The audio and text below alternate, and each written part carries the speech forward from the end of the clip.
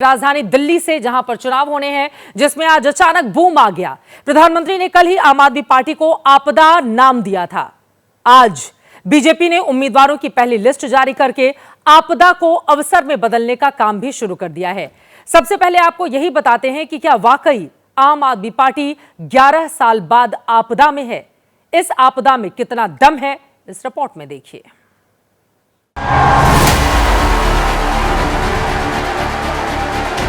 कल ही प्रधानमंत्री नरेंद्र मोदी ने 2025 के दिल्ली विधानसभा चुनाव में प्रचार का बिगुल फूंका था। मैं भी कोई शीश महल बना सकता था, लेकिन 4 करोड़ से अधिक गरीबों के घर, उनका सपना पूरा किया। कल ही प्रधानमंत्री मोदी ने आम आदमी पार्टी को नया नाम दिया था और वो नाम था आपदा। दिल्ली के विकास की बात करते थे, लेकिन ये लोग आप आपदा बनकर दिल्ली पर टूट पड़ी है।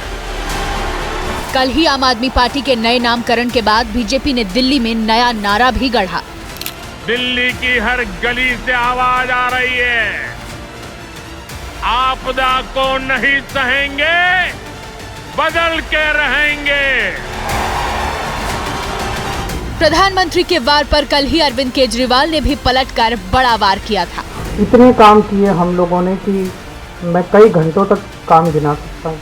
अगर उन्होंने 10 साल में काम किए होते तो शायद आज उन्हें दिल्ली के लोगों को इतनी गालियां देने की जरूरत ना पड़ती। केजरीवाल बोले थे आपदा तो बीजेपी में है, जिसके पास दिल्ली में सीएम का चेहरा तक नहीं है।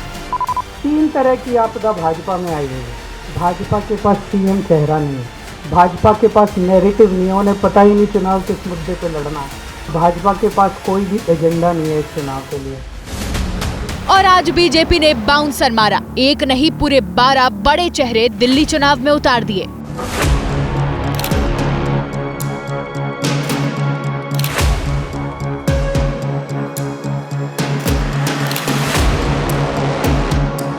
उनतीस उम्मीदवारों की पहली लिस्ट में बीजेपी ने दिल्ली के अपने सारे बड़े नेता दांव पर लगा दिए।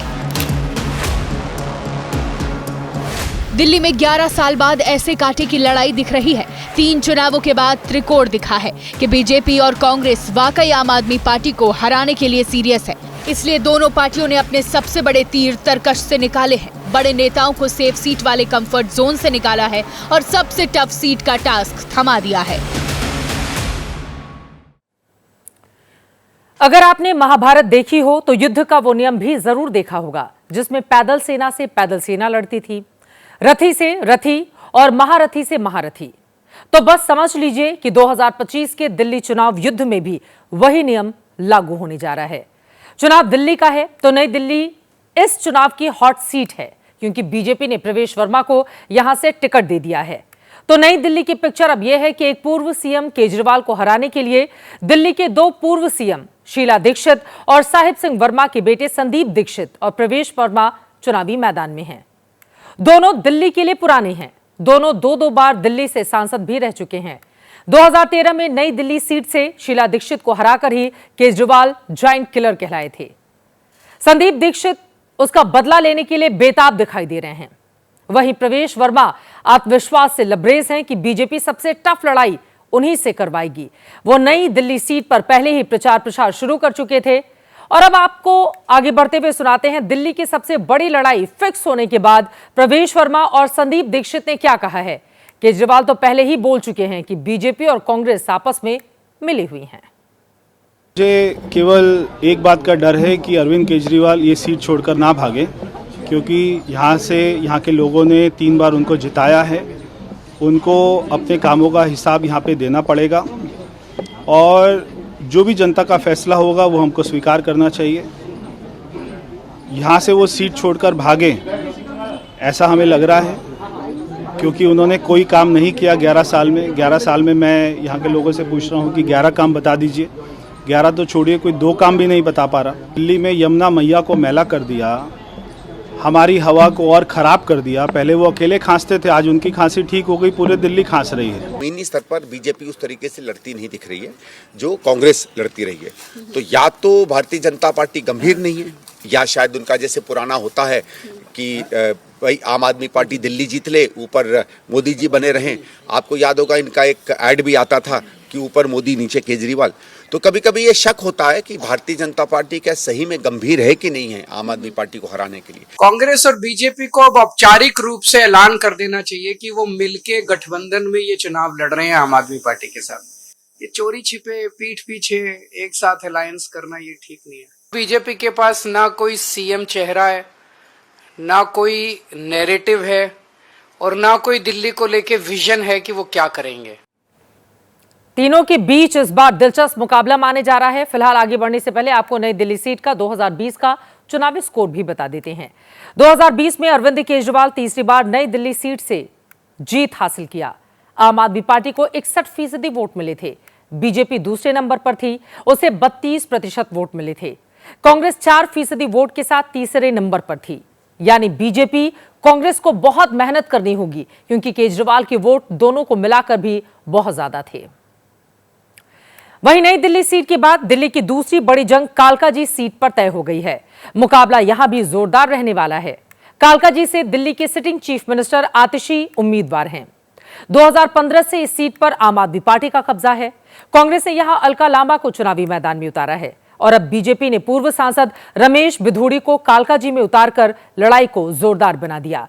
मुख्यमंत्री आतिशी का यह दूसरा चुनाव है। 2 बार के सांसद रमेश बिधूड़ी को पिछला लोकसभा चुनाव का टिकट नहीं मिला था, लेकिन दिल्ली में उनका वोट बैंक है, इसीलिए बीजेपी ने उन्हें आतिशी को हराने का टास्क दे दिया है।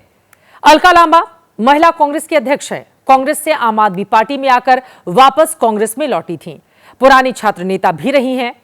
तो क्या ये कह सकते हैं कि कालकाजी सीट पर मुख्यमंत्री आतिशी के सामने इस चुनाव में कोई आपदा की स्थिति है? भारतीय जनता पार्टी दिल्ली में इस बार सरकार बनाएगी, और आतिशी जी को जैसे जमुना पार में लोगों ने यहाँ भेजा, तब यहाँ से उसको बस में बिठाकर और दोबारा कनाडा अमेरिका भेजना से दिल्ली को निजात दिलाने के लिए पार्टी नेतृत्व में मोदी साहब ने, अमित शाह जी ने, नड्डा साहब ने हमें दिल्ली में इस काम के लिए भेजा। एंटी इनकम्बेंसी भाजपा के भी खिलाफ है और आम आदमी पार्टी के भी सख्त खिलाफ है। रोजगार मांग रहा था, रोजगार नहीं शराब आपने हाथ दी। शासन और प्रशासन को मिलकर काम करना चाहिए था। दोनों आपस में 10 साल तक लड़ते रहे। विकल्प, मैं फिर कह रही हूँ, विकल्प कांग्रेस थी, कांग्रेस है, और अब कांग्रेस एक विकल्प के तौर पर दोबारा उभर रही है। रमेश बिधूड़ी जी दक्षिणी दिल्ली से 10 साल सांसद रहे। उनके 10 साल के काम के आधार पर उनको फिर से सांसद का टिकट दे दें। अगर उनकी अपनी पार्टी ही उनके काम पे भरोसा नहीं करती है, तो कालकाजी के लोग उनके काम पर कैसे भरोसा करेंगे? अब कालकाजी का 2020 का वोट गणित देखें। आतिशी पिछले बार जीती थी, लेकिन बीजेपी से बहुत ज्यादा अंतर नहीं था। कालकाजी में आम आदमी पार्टी को 52% वोट मिले थे, जबकि बीजेपी को 41% और कांग्रेस पार्टी को 4.5% से थोड़ा ऊपर। हालांकि यहां पर भी बीजेपी और कांग्रेस का वोट दोनों को मिला ले तो आतिशी को मिले कुल वोटों से कम था। आरोप प्रत्यारोप का यह दौर जारी है, लेकिन इन सब के बीच नई दिल्ली और कालकाजी के बाद अब आपको जंगपुरा की जंग बता देते हैं, जहां पर आम आदमी पार्टी के तीसरे नंबर के नेता को बीजेपी और कांग्रेस ने घेरा है। आतिशी के सीएम बनने से पहले मनीष सिसोदिया पार्टी में नंबर 2 थे, लेकिन अब नंबर 3 हैं। सिसोदिया ने इस बार सीट बदली है। पटपड़गंज से जंगपुरा वो शिफ्ट हो गए हैं। तो बीजेपी ने कांग्रेस से अपने पाले में आए 3 बार के विधायक तरविंदर सिंह मारवाह को सिसोदिया के सामने उतार दिया है। हालांकि मारवाह पिछले 3 चुनावों से जंगपुरा में नाकाम साबित हुए हैं, लेकिन मारवाह के ट्रैक रिकॉर्ड को देखते हुए बीजेपी का दावा है कि वो इस बार सिसोदिया को जंगपुरा की जंग में फंसा देंगे। कांग्रेस ने भी फरहाद सूरी को यहां से उतारकर सिसोदिया की आपदा में इजाफा किया है। ये वही फरहाद सूरी हैं जिन्हें लेकर आम आदमी पार्टी ने आरोप लगाया था कि उन्हें बीजेपी ने पैसे देकर कांग्रेस से मैदान में उतरवाया है, ताकि मनीष सिसोदिया को जीतने से रोक दिया जाए। लड़ाई फिक्स होने के बाद तीनों ने क्या कहा है, अब जरा वो भी सुन लेते हैं। नौजवानों की माताओं की, नौजवानों के पिता की इसको बद्दुआ मिली है। जब वो घर आकर पीकर झगड़ा करते हैं, वो बद्दुआ किसको जाती है? इसको गई है। तो लोग तरसेंगे, क्योंकि 12 साल में सिंगल सड़क नहीं बनी, सीवर नहीं बदली हुए, जिससे कि आज लोग गंदा पानी पी रहे। कांग्रेस में और आप में चल रही है कि दूसरे नंबर पे कौन आए, तीसरे में कौन। ये लड़ाई है। 2/3 मेजोरिटी दिल्ली में आ रही है, ये आज लिख लो। सिसोदिया साहब की तरह बड़ा नेता नहीं हूँ कि मैं कटआउट्स लगा दूं करोड़ों रुपए के, और मैं अभी से ही बहुत सारी गाड़ियां अनाउंसमेंट के लिए लगा लूं। मेरा जो तरीका है वोट मांगने का, मैं डोर टू डोर जाता हूं। लोग इन दोनों पार्टियों से इस कदर परेशान हैं। जब लोग परेशान होते हैं, ये याद रखिए, तो पार्टी और कैंडिडेट तो इलेक्शन लड़ता है, मगर लोग भी उसके लिए इलेक्शन लड़ते हैं, याद रखिए। केजरीवाल जी को शिक्षा का काम दिया, एजुकेशन ठीक हो गई, हेल्थ का काम दिया, बिजली का काम दिया, 24 घंटे बिजली आने लगी, हेल्थ व्यवस्था अच्छी हो गई। तो केजरीवाल जी को दिल्ली की जनता ने जो काम दिए वो अच्छे होते चले गए। भारतीय जनता पार्टी को पुलिस की व्यवस्था दी थी, पुलिस में चारों तरफ में अपराध बढ़ता जा रहा है। तो दिल्ली की जनता खुद विक्टिम है भारतीय जनता पार्टी के कुशासन की। वो कैसे सोच सकती है भारतीय जनता पार्टी को शिक्षा का काम देने के लिए, स्वास्थ्य का काम देने के लिए, बिजली पानी का काम देने के लिए। तो तीनों ही पार्टियों के उम्मीदवारों के अपने अपने दावे हैं। अब ये भी देख लीजिए कि 2020 में जंगपुरा की जंग कैसी रही थी। 2020 में जंगपुरा में आम आदमी पार्टी लगभग 51% वोट हासिल करके जीती थी। बीजेपी लगभग 33% वोटों के सहारे दूसरे नंबर पर थी और कांग्रेस पार्टी 15% वोट के साथ तीसरे नंबर पर अटक गई थी। जंगपुरा में कांग्रेस और बीजेपी का वोट आम आदमी पार्टी से बहुत कम है, यानी सिसोदिया को हराना बहुत आसान भी नहीं है, लेकिन बीजेपी और कांग्रेस पार्टी के यहां पर अपने अलग दावे हैं। अब आप दिल्ली में बीजेपी की पहली लिस्ट के वो 12 बड़े चेहरे देखिए जिसने उसे बड़े दांव के तौर पर मैदान में उतारा है। प्रवेश वर्मा 2 बार से सांसद हैं जो नई दिल्ली सीट पर अरविंद केजरीवाल को टक्कर देंगे। रमेश बिधूड़ी भी 2 बार के सांसद हैं जो कालकाजी सीट पर मुख्यमंत्री आतिशी को टक्कर देंगे। इसके बाद रोहिणी सीट से विजेंद्र गुप्ता हैं। दिल्ली विधानसभा में बीजेपी का झंडा उठाए रखा है इन्होंने। दुष्यंत गौतम बीजेपी के राष्ट्रीय सचिव हैं, बड़ा नाम है। करोल बाग से ये किला लड़ाएंगे। मनजिंदर सिंह सिरसा बीजेपी के प्रवक्ता हैं। दिल्ली के सिख वोटों में उनकी गहरी पकड़ है। राजौरी गार्डन से चुनावी मैदान में उतरे हैं। सतीश उपाध्याय दिल्ली बीजेपी के पूर्व अध्यक्ष रह चुके हैं। कैलाश गहलोत हाल ही में केजरीवाल की सरकार छोड़कर बीजेपी में आए हैं। अब बिजवासन से बीजेपी के टिकट पर लड़ेंगे। राजकुमार चौहान और अरविंदर सिंह लवली कभी शीला दीक्षित सरकार में मंत्री हुआ करते थे, कद्दावर थे। अब दिल्ली में बीजेपी की सत्ता के लिए जोर लगाएंगे। आशीष सूद बीजेपी के प्रवक्ता हैं, पार्टी के गोवा इंचार्ज भी। उनके जिम्मे जनकपुरी सीट जिताने की जिम्मेदारी है, उम्मीदवार बनाया गया है। तरविंदर सिंह मारवाह का हम पहले ही बता चुके हैं आपको, जिन्हें सिसोदिया को विधानसभा से बाहर रोकने का जिम्मा उनको सौंपा गया है। और राजकुमार आनंद कैलाश गहलोत के बाद केजरीवाल सरकार के दूसरे मंत्री जो बीजेपी में गए हैं, उन्हें पटेल नगर में बीजेपी को जिताने का टारगेट दिया गया है। तो ये वो चेहरे हैं जिनके जरिए भारतीय जनता पार्टी आम आदमी पार्टी की सरकार को हटा देने का दावा कर रही है। बीजेपी दावा कर रही है कि आम आदमी पार्टी के तीनों टॉप उम्मीदवार यानी कि केजरीवाल, आतिशी और सिसोदिया तीनों ही हारेंगे। आम आदमी पार्टी कह रही है कि जिस पार्टी के पास सीएम चेहरा नहीं है, जिसका अध्यक्ष नहीं लड़ रहा, वो हमें क्या हराएगी। आप अभी लिखिए इसको, नई दिल्ली से अरविंद केजरीवाल, कालकाजी से आतिशी मार लेना और जंगपुरा से मनीष सिसोदिया, ये तीनों चुनाव हार रहे हैं। जो इनके प्रदेश अध्यक्ष हैं उन्होंने भी चुनाव लड़ने से मना कर दिया क्योंकि उनको ज़मीनी हकीकत पता है। उनको पता है कि दिल्ली की जनता ने मन बना लिया है कि लाएंगे तो वो केजरीवाल जी को ही। बीजेपी ने आम आदमी पार्टी के हर बड़े नेता को हराने के लिए अपने उसी कद के बड़े नेता पर दांव खेला है। दिल्ली की 3 और सीटें दिखाते हैं जिससे आपको समझ आ जाएगा कि बीजेपी ने किस तरह से आम आदमी पार्टी को फंसाने की कर ली है तैयारी। पटपरगंज से आम आदमी पार्टी ने मनीष सिसोदिया की जगह अवध ओझा को टिकट दिया। कांग्रेस ने अनिल कुमार को आजमाया तो बीजेपी ने रविंद्र नेगी को रिपीट किया है। नेगी ने पिछली बार सिसोदिया का जीतना मुश्किल कर दिया था। पटपरगंज में उत्तराखंड के वोटर बड़ी संख्या में हैं, इसीलिए अवध ओझा आपदा में आ भी सकते हैं। इस तरह की स्थिति उनके लिए बन सकती है। मालवीय नगर में आम आदमी पार्टी ने सोमनाथ भारती को रिपीट किया है। कांग्रेस ने जितेंद्र कोचर को टिकट दिया है तो बीजेपी ने सोमनाथ भारती के सामने सतीश उपाध्याय को उतार दिया।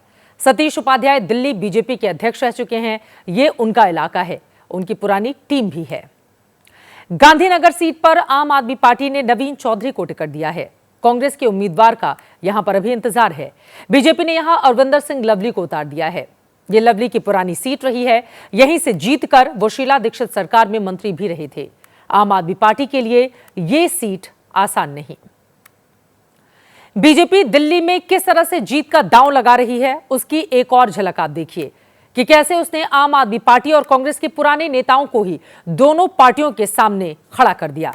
इस चुनाव में केजरीवाल सरकार के 2 पूर्व मंत्री बीजेपी की साइड से बैटिंग करेंगे। बीजेपी ने कैलाश गहलोत को बिजवासन से और राजकुमार आनंद को पटेल नगर से टिकट दिया है। इसी तरह से कभी शीला दीक्षित सरकार में मंत्री रहे 2 नेता भी बीजेपी के उम्मीदवार हैं। अरविंदर सिंह लवली को पार्टी ने गांधीनगर से और राजकुमार चौहान को पटेल नगर से चुनाव में उतारा है। यानी 4 ऐसे नेताओं को टिकट दिया गया है जिनसे दूसरी पार्टियों का वोट भी अपनी तरफ आने की बीजेपी उम्मीद कर रही है। कहीं ना कहीं दिल्ली वासियों के साथ बहुत बड़ा धोखा हुआ। जो आम आदमी पार्टी ये कहा करती थी कि आम आदमी के लिए हम काम करेंगे, ईमानदारी से काम करेंगे, वो आम आदमी पार्टी को भूल के, आम आदमी को भूल के एक खास आदमी पार्टी बन गई है। सही मायने में अगर विकास को एक पार्टी कर सकती है तो वो बीजेपी है, क्योंकि बीजेपी की दिल्ली में सरकार अगर होगी तो फिर वो सेंटर को साथ लेके चलेगी। मेरी उम्र जो है रोजाना केजरीवाल जी के रहने से कम हो रही है। जो दिल्ली दुनिया की ग्रीनेस्ट कैपिटल होती थी वो आज मोस्ट पॉल्यूटेड कैपिटल बन गई है। खुद बोल रहे हैं कि मैं जेल में गया, पीछे से जो है पानी के बिल किसी ने गड़बड़ कर दिए। तो ये किस पे इल्जाम लगा रहे हैं? दिल्ली की पीडब्ल्यूडी मिनिस्टर कौन थी 1 साल से? आतिशी। दिल्ली की जल बोर्ड मंत्री कौन थी? आतिशी। ये तो अपनी मुख्यमंत्री पे इल्जाम लगाने से नहीं हट रहे। अरविंद केजरीवाल क्या है कि खो खो वाला खेल खेलते हैं। छुआ भाग गए। 2100 देंगे, कब देंगे? चुनाव के बाद देंगे। बिजली के बिल माफ करेंगे, पानी के बिल माफ करेंगे, कब करेंगे? चुनाव के बाद। आज भी तो तुम्हारी सरकार है, तुम आज क्यों नहीं माफ कर देते? तो जितनी भी उनकी योजना है वो सब मनगढ़ंत है।